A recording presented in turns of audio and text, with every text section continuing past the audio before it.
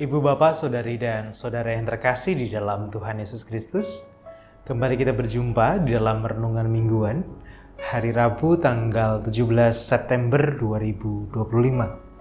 Bersama saya Pendeta Aditulus Arianto, kita akan merenungkan dan merefleksikan firman Tuhan melalui sebuah tema, yaitu iman dari refleksi. Sebelum kita akan bersama merenungkannya, kita akan berdoa memohon pimpinan dari Tuhan. Mari kita berdoa. Hanya kepadamu ya Tuhan, kami mengucap syukur untuk berkat yang Tuhan beri, termasuk juga kesempatan pada saat ini di mana kami, Tuhan beri waktu untuk merenungkan firman-Mu. Tuhan, tolonglah kami, di dalam kami merenungkan kebenaran-Mu. Kiranya firman-Mu itulah yang boleh semakin menguatkan iman kami dan membuat kehidupan kami lebih dekat dengan kehendak-Mu. Kami mohon Roh-Mu yang kudus yang memimpin dan tercurah atas kami.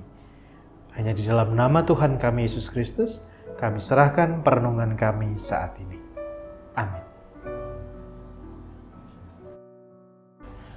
Sabda Tuhan yang menjadi dasar perenungan kita pada saat ini tertulis di dalam kitab Ayub pasalnya yang ke-42 ayat 1 sampai dengan ayat yang ke-6.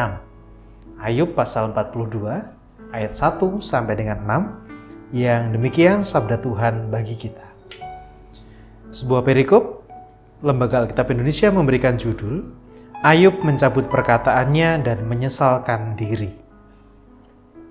Maka jawab Ayub kepada Tuhan, "Aku tahu bahwa Engkau sanggup melakukan segala sesuatu dan tidak ada rencanamu yang gagal.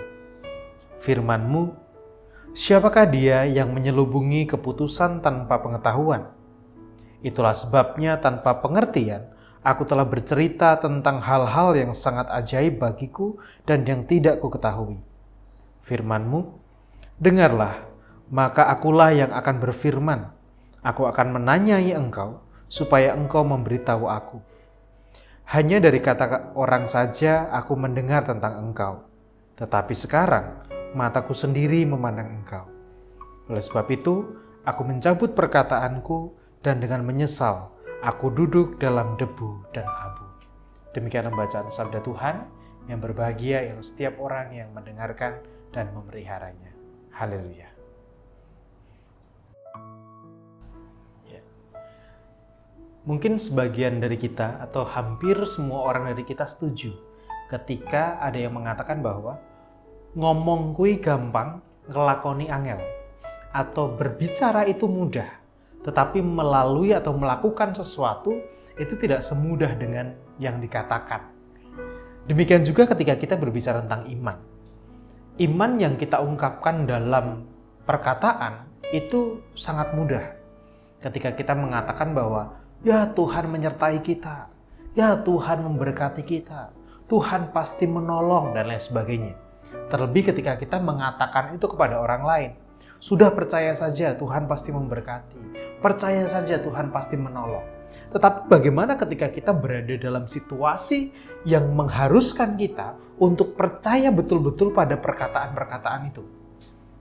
Atau jangan-jangan selama ini kita percaya kepada Tuhan ya hanya dari kata-kata orang itu saja, tanpa kita kemudian melalui berbagai hal merefleksikan dari pengalaman-pengalaman kehidupan kita yang akhirnya muncullah iman atas dasar refleksi dari hidup kita.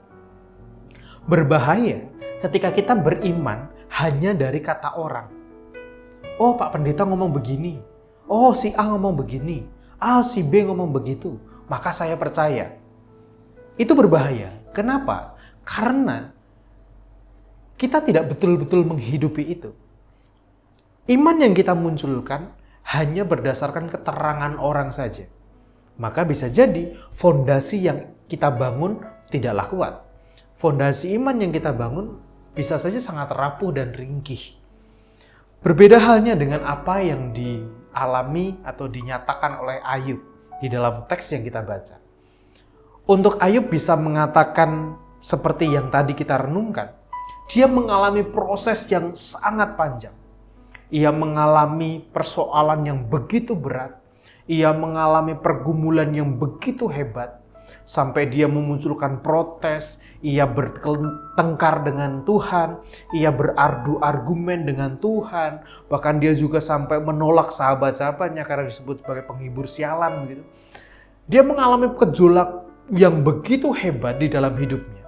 Hingga pada akhirnya ia bisa merefleksikan bahwa Tuhan itu tahu segala sesuatunya, rencananya tidak pernah gagal, dan bagaimana Ayub mengakui imannya kepada Tuhan, itu muncul dari sebuah refleksi yang begitu panjang.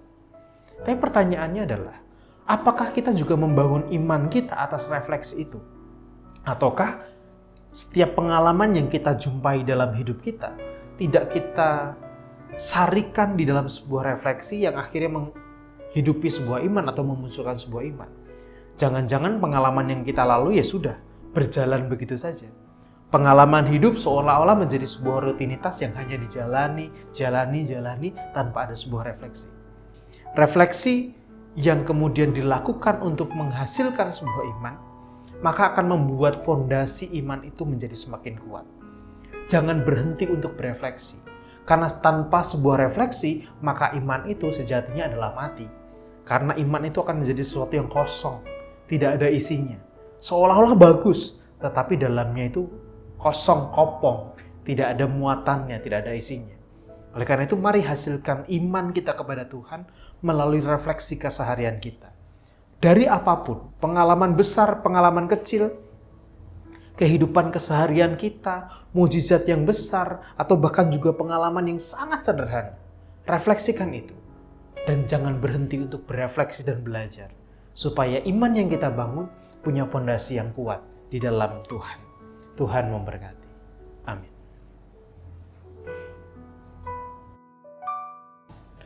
Marilah saat ini kita bersama berdoa, menyerahkan syukur dan syafaat kita kepada Tuhan. Mari kita berdoa. Tuhan, Engkau berbicara kepada kami melalui banyak cara. Engkau juga terlibat dalam kehidupan kami melalui banyak pengalaman.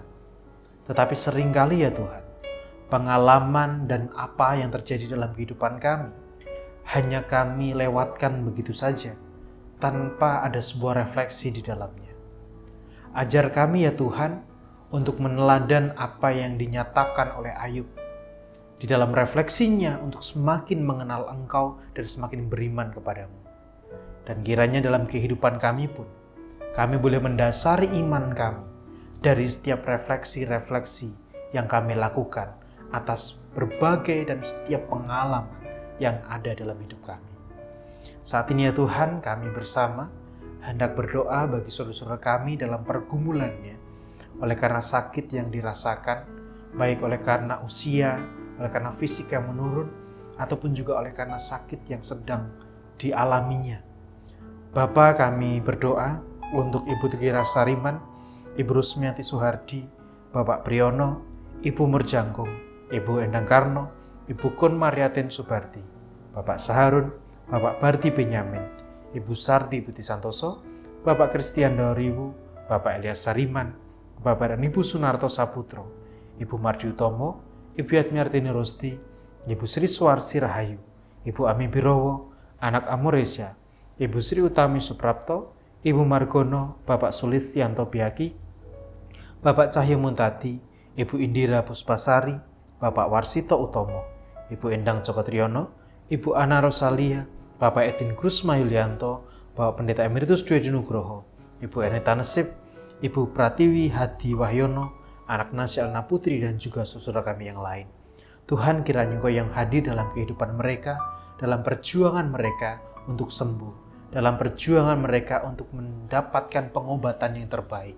Kiranya kasih-Mu Tuhan yang boleh melancarkan setiap pengobatan mereka, setiap pemulihan mereka, dan biarlah kuasa-Mu saja yang boleh dirasakan oleh saudara-saudara kami ini.